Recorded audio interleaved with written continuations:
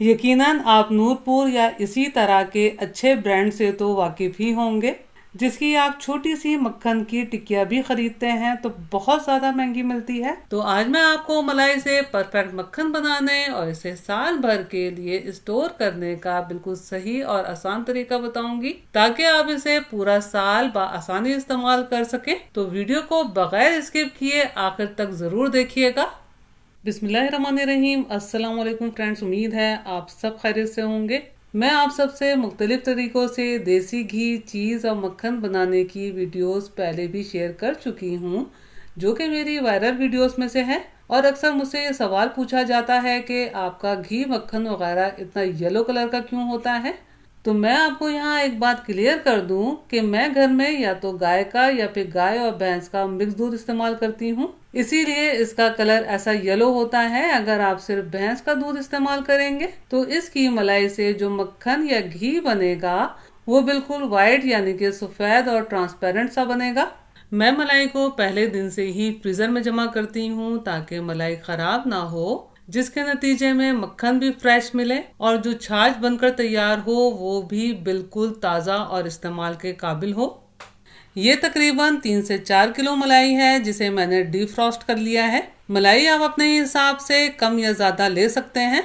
मलाई की क्वांटिटी से कोई फ़र्क नहीं पड़ता। मेरा असल मकसद आपको मलाई से मक्खन निकालने और इसे स्टोर करने का बिल्कुल सही और परफेक्ट तरीका बताना है। मलाई से मक्खन निकालने के लिए मलाई को जाग लगाना बहुत ज़रूरी है। तो हम क्या करेंगे, पहले मीडियम फ्लेम पर मलाई को गर्म कर लेंगे। आप देखिए मलाई मुकम्मल तौर पर मेल्ट होकर गर्म हो गई है। अब आपने इस तरह से छोटी उंगली से मलाई को चेक करना है। अगर हमारी ये छोटी उंगली बहुत आराम से हीट को बर्दाश्त कर सके तो आपने मलाई को चूल्हे पर से उतार लेना है। वैसे तो आप मलाई को डायरेक्ट ब्लेंड करके भी मक्खन को अलहदा कर सकते हैं, लेकिन असल जायका जो मक्खन का आता है वो इस तरह जाग लगाकर ही मक्खन अलहदा करने से आता है। तो इसमें ये मैंने 2 टेबल स्पून दही शामिल किया है। इसे अच्छे तरीके से मिक्स कर लेना है। अब मैं इसे कवर करके इसी तरह से काउंटर पर 4 से 5 घंटे रहने दूंगी। आजकल बहुत ज़्यादा गर्मी है तो 4 से 5 घंटे काफ़ी हैं, लेकिन अगर सर्दियों में बना रहे हैं तो तकरीबन 10 से 12 घंटे का टाइम दीजिएगा। मैंने मलाई को 5 घंटे जाग कर टाइम देने के बाद इसे तकरीबन 2 घंटे के लिए फ्रिज में रख दिया था। जैसा कि आजकल बहुत ज़्यादा गर्मी है तो गर्मियों में जाग लगाने के बाद मलाई को फ्रिज में रखना बहुत ज़रूरी होता है, ताकि ये अच्छी तरह ठंडी और सेट हो जाए और इसमें से मक्खन बहुत जल्दी और आसानी से सेपरेट हो सके। लेकिन सर्दियों में आपको फ्रिज में रखने की कोई ज़रूरत नहीं है।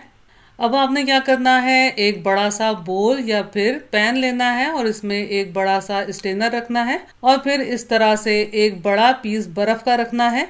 ये तरीका आपको सोशल मीडिया या पूरे यूट्यूब पर नहीं मिलेगा। ये तरीका मैंने बहुत अच्छी अपनी फैमिली फ्रेंड, जो कि मेरी बिल्कुल बहनों की तरह है, उनसे सीखा था। और मलाई में से मक्खन सेपरेट करके जमा करने का ये तरीका मुझे बहुत ज़्यादा यूज़फुल लगा था और ये तरीका मैं पहले भी अपनी काफ़ी वीडियोस में शेयर कर चुकी हूँ।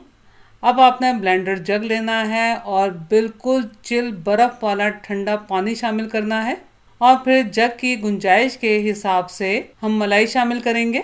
मलाई तो पहले से ठंडी है तो बहुत जल्दी से इसमें से मक्खन सेपरेट हो जाएगा। जग पर लिड लगा के बिल्कुल टाइट कर लेना है। अब इसे हमने इतना ब्लेंड करना है कि इसमें से मक्खन बिल्कुल सेपरेट हो जाए। इसमें से मक्खन तो सेपरेट हो गया है, लेकिन थोड़ा पिघला पिघला सा है, इसलिए सरफेस पर मज़ीद चिल पानी शामिल करेंगे और 10 से 15 सेकंड मज़ीद ब्लेंड करेंगे। आप देखिए कितनी खूबसूरती के साथ सिर्फ 1.25 मिनट में ये मक्खन सिमट कर सरफेस पर आ गया है। अब बस आपने जग को उठाना है और जो हमने स्ट्रेनर में बर्फ़ रखा था उसमें पूरा उंडेल देना है। इस तरह छाछ जो हमने नीचे बड़ा बोल रखा है उसमें चली जाएगी और मक्खन तमाम बर्फ़ के इर्द गिर्द जमकर जमा होता चला जाएगा। जितने भी मेरे दोस्त अहबाब हैं उनको तो ये तरीका बहुत अच्छा लगा और कहते हैं कि रक्षी, इस तरीके से तो हमारी लाइफ आसान हो गई है। तो आप भी मुझे कमेंट्स करके बताइएगा कि आपको ये तरीका कैसा लगा और आप इस तरीके को 10 में से कितने नंबर देंगे। आपको स्ट्रेनर के किनारे से पता चल जाएगा कि छाछ बोल में भर गई है, तो आप क्या करेंगे, छाछ को दूसरे बोल में निकाल लेंगे और वापस इस स्ट्रेनर को बोल में रख देंगे और इस प्रोसेस को कंटिन्यू रखेंगे। बस मैं इसी प्रोसेस से तमाम मक्खन को सेपरेट कर लूँगी। आप देखिए ये तमाम बटर सेपरेट हो गया है। अब या तो इस बटर को आप पकाकर घी बना लीजिए या फिर मेरी तरह बटर तैयार कर लीजिए। अब हमने क्या करना है, इस मक्खन को धोना है। तो मक्खन को धोने का तरीका ठीक से नोट कीजिएगा। मैंने यहाँ 2 बड़े साइज के बोल लिए हैं जिसमें मैंने बर्फ वाला बहुत ठंडा पानी लिया है। अब इसमें हमने मक्खन शामिल करना है। अब यहाँ सबसे अहम प्रोसेस ये है कि मक्खन पानी में शामिल कर लेने के बाद मक्खन को बहुत छोटे छोटे पीसेस में हाथों की मदद से तोड़ लेना है। इस तरह से मक्खन बहुत अच्छे तरीके से खंगल जाएगा और इसमें से तमाम छाछ निकल जाएगी।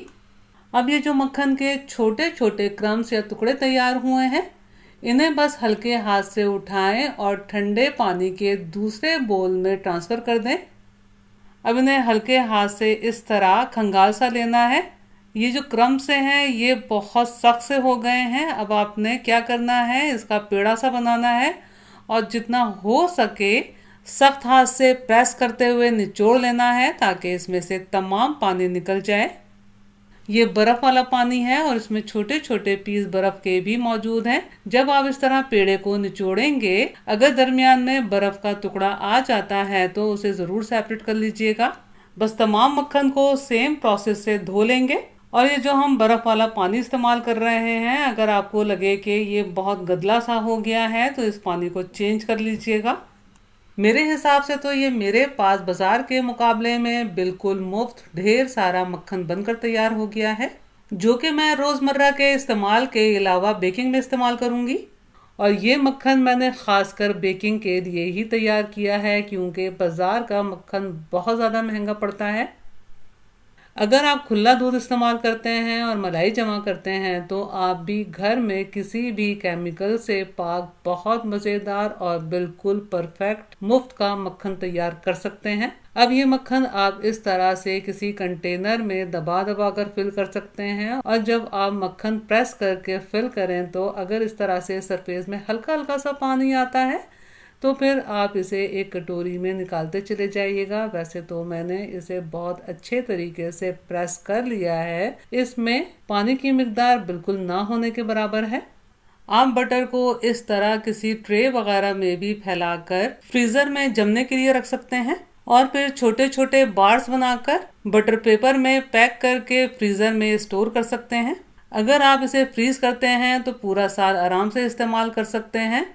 देखें, हमने इसमें किसी भी किस्म का केमिकल या प्रिजर्वेटिव इस्तेमाल नहीं किया है, इसलिए आप इसे फ्रिज में रख के 5 से 7 दिन इस्तेमाल कर सकते हैं।